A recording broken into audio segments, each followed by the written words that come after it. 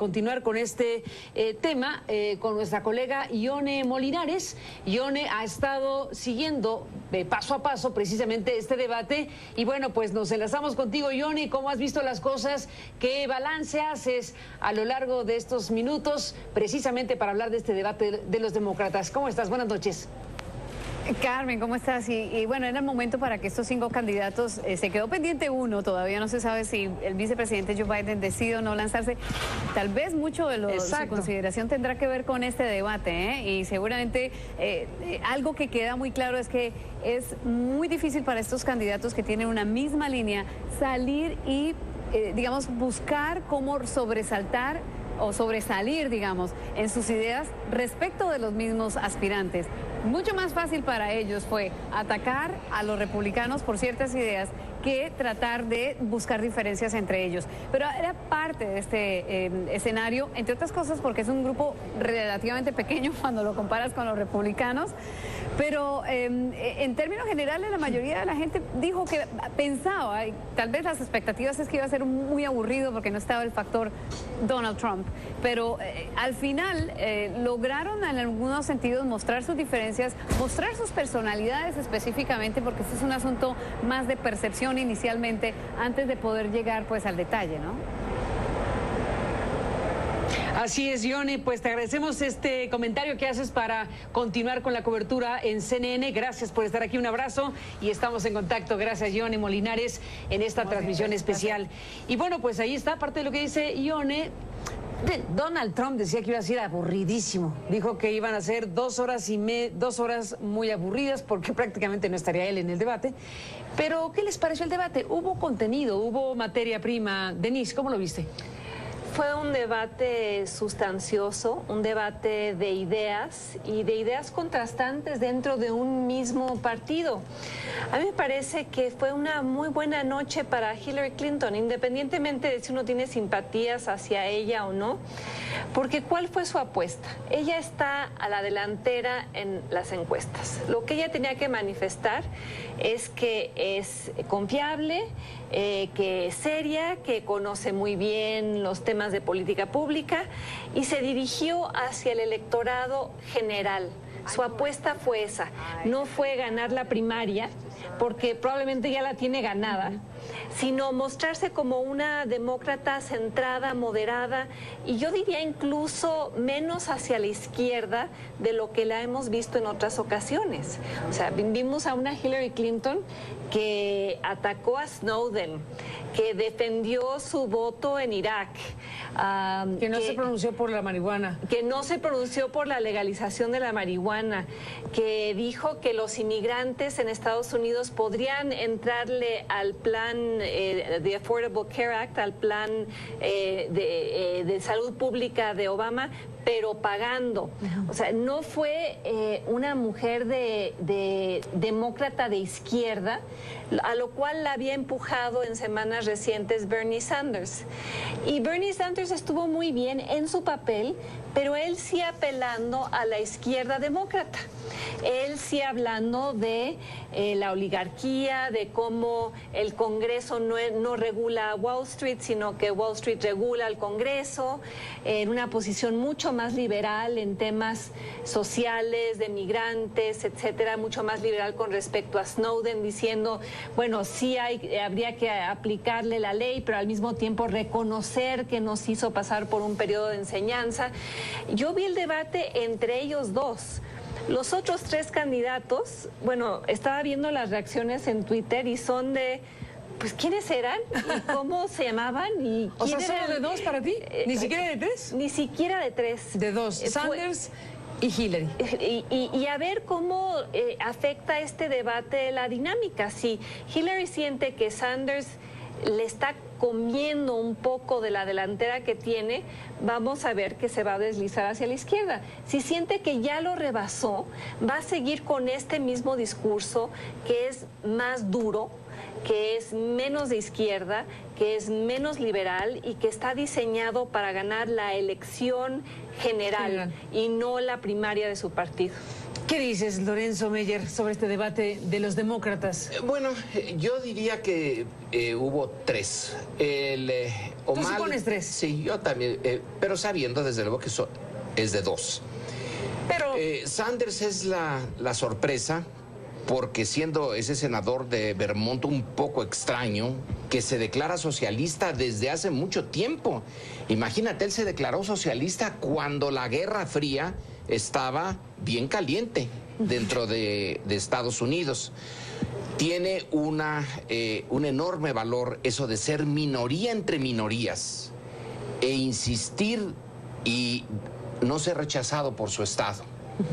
El personaje es el que para mí fue el de la noche. El de la noche. ¿Para ti fue Hillary? Sí. ¿Y para ti Sanders? Yo ya lo esperaba, ya había estado siguiendo quién era ¿Fue Sanders. el que mejores frases tuvo? Sí, bueno, la frase de la noche fue... Hillary tiene ciertos talones de Aquiles y uno de ellos es todo este escándalo de sus correos electrónicos y que se tiene un servidor privado. Pero ahí Sanders se llevó la noche con eso. Sí, Sanders al decir...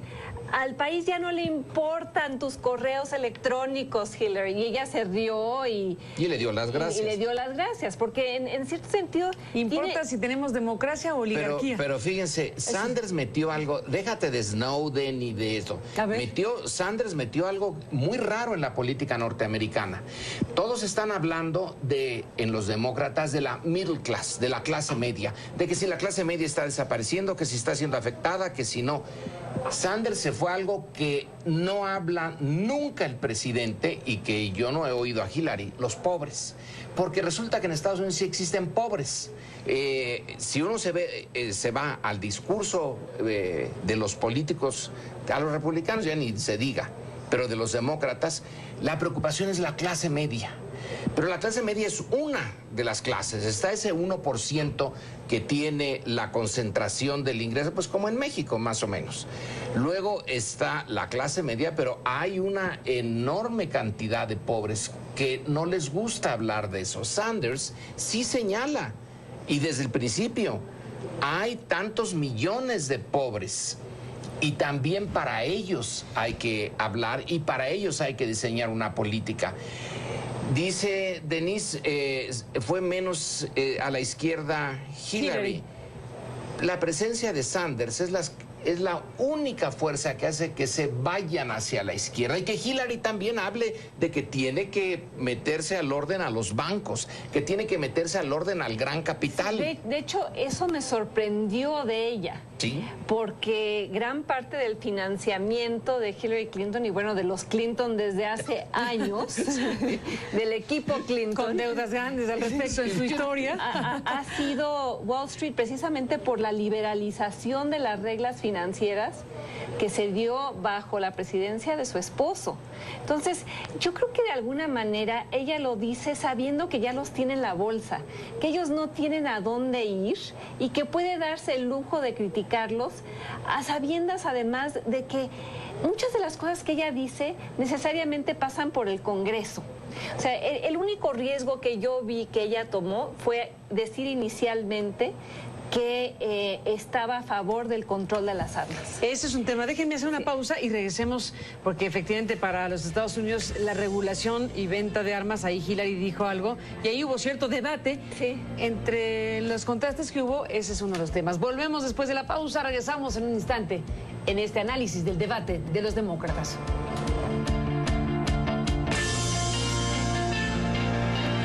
Secretaria Clinton, usted le dijo a Christiane Amanpour que no fumó marihuana de joven y no va a empezar ahora.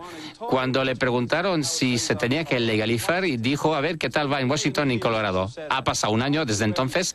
¿Está usted lista para declararse hoy? No. Pienso que tenemos la oportunidad, a través de los estados que están siguiendo este camino, para averiguar mucho más de lo que sabemos hoy. Sí, apoyo el uso de la marihuana médica. Incluso en ese campo tenemos que hacer mucho más investigación para saber exactamente cómo vamos a ayudar a la gente para quienes da alivio la marihuana médica. Estamos al comienzo, pero estoy totalmente de acuerdo.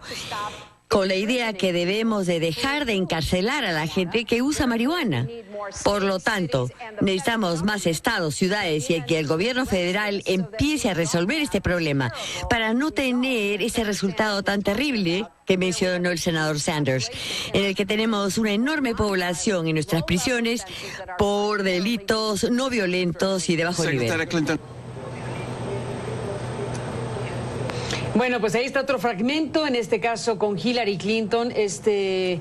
No está definida sobre el tema de la marihuana, como le preguntó Juan Carlos López. Y bueno, decías, Denise Dresser, el tema de las armas. También ahí hay una posición, en este caso sí, encontrada entre los aspirantes a la candidatura demócrata. ¿Eso querías comentar?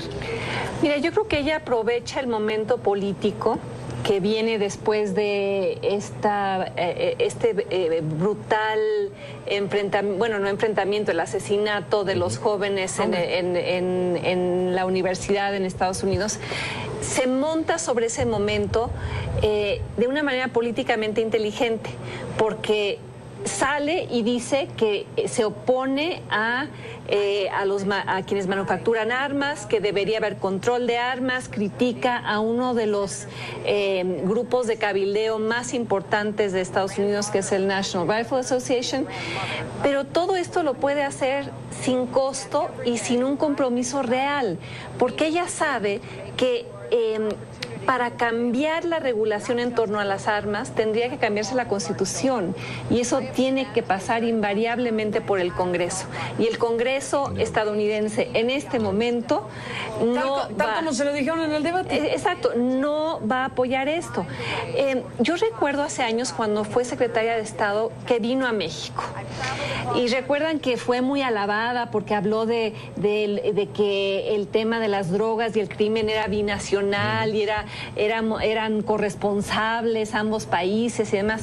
Y hubo una cena con mujeres en la que yo le pregunté, oiga, pero ¿cuál es su posición con respecto al control de armas? Porque al final del día esa sí es responsabilidad estadounidense. Y su respuesta como secretaria de Estado de Obama fue: no vamos a usar nuestro capital político para pelear una batalla que no vamos a ganar. Entonces ella pudo decir lo que dijo esta noche, sabiendo que el proceso político estadounidense no va a pasar, pero ella se puede posicionar en una coyuntura muy importante, donde va a recibir el apoyo de demócratas en algo en lo cual no tiene que deliver, digamos, no tiene que entregar los bienes, no tiene que entregar su capital político en realidad, y va a tener un efecto real en términos prácticos. Exactamente. Es un compromiso sin consecuencias, digamos. Sí, pero que está planteado como una buena postura que puede simpatizar para muchos. Decías en el corte, Lorenzo Meyer, hace un momento, que te llamó la atención en el caso de Sanders, que es, digamos, el personaje que para ti fue el más destacado de esta noche. Decías que dijo algo que sí toca una fibra muy importante, incluso hasta más que el tema de las armas, respecto a una declaración más audaz, digámoslo así, sobre el tema de los bancos. Cuéntanos lo que viste ahí. Claro que, como dice Denise, suponemos que Sanders no va a ganar la candidatura demócrata. Por lo tanto, puede decir lo que quiera. Puede decir lo que quiera, y eso es lo que ha estado haciendo desde hace muchos años. Él está empujando a los demócratas y, en cierto sentido, al espectro político norteamericano hacia la izquierda. Y señala algo importante. Estados Unidos, bueno, no lo dijo así, pero Estados Unidos, al finalizar el siglo XIX, tenía encima a los llamados robber barons, estos grandes capitales Rockefeller, Vanderbilt, que habían hecho su fortuna por medios no muy claros ni muy limpios, sino manipulando. Eran los monopolistas de su época. Y a la Standard Oil de Rockefeller la partieron en varios, la obligaron a partirse y a competir entre ellas porque era demasiado grande. Lo mismo es lo que está diciendo Sanders. Pero en 2015. En 2015, a los bancos, el capital financiero, dice, esta oligarquía que nos gobierna, porque esa es la palabra que usó. Y que Wall Street La Calle, realmente, bueno, eso es un instrumento de los de esa calle que influyen demasiado en el Congreso, y que por eso el Congreso norteamericano y el gobierno norteamericano los ha dejado libres sin la regulación que antes tenían los bancos y que lleva a la crisis de 2008 y que se les tiene que dar dinero para salvarlos, entonces Sanders dice ya no debemos de permitir bancos tan grandes, capitales tan enormes, porque entonces nos ponen en la situación de tener que salvarlos porque son demasiado grandes, hay que partirlos. Y esa declaración de hacer a los bancos, a los gigantes financieros, partirlos, hacerlos más chiquitos, tiene varias implicaciones. Una, que no tendrían, cada uno de ellos individualmente no tendría la influencia que tienen ahora. Y segundo, en caso de que cometan alguna estupidez y vayan a una crisis, pues que se salven ellos o se mueran ellos, porque ya no son lo gigantesco que son ahorita y que si se les deja caer, si se hunde, sí afectan al sistema. Al sistema completito. Bueno, pues ahí está un asunto que rescatas de lo planteado por este personaje, Bernie Sanders. Déjenme hacer una pausa y ya se nos acabó el tiempo, así que regresamos en la parte final y les adelanto el tema. El gran ausente o la gran incógnita que es Joe Biden. ¿Qué hubiera pasado con Biden ahí? ¿O qué va a pasar en el siguiente debate o en el que sigue? ¿O cuánto tiempo tiene el vicepresidente para decir si entra o no en esta escena? Por lo pronto eran bastante menos que los republicanos. Ya 5 es un número más manejable, pero pueden ser 6. Si es que Biden se decide. Vamos a la pausa, regresamos con esta parte en el programa final.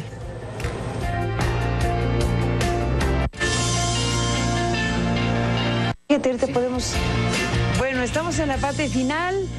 Regresamos en un momento más.